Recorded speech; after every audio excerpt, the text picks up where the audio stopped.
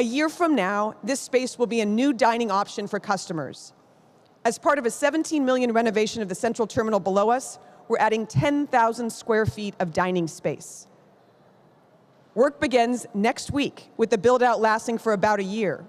And when we are done, we look forward to bringing you back for spectacular new views around here, new dining and retail options, and a more family-friendly seating in this food court. Prior to coming to Sea-Tac, it was really very difficult for us to penetrate the airport retail market.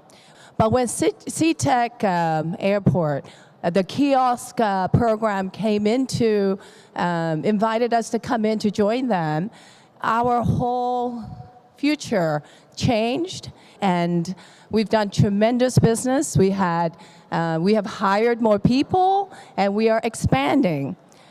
Sea-Tac Airport has provided more than a gateway for our region.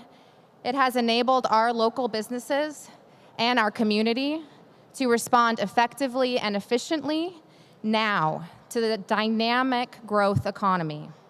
Our chamber values the commitment the airport has to not only move people and cargo, but to be a driver for our local economy and a responsible steward in our community.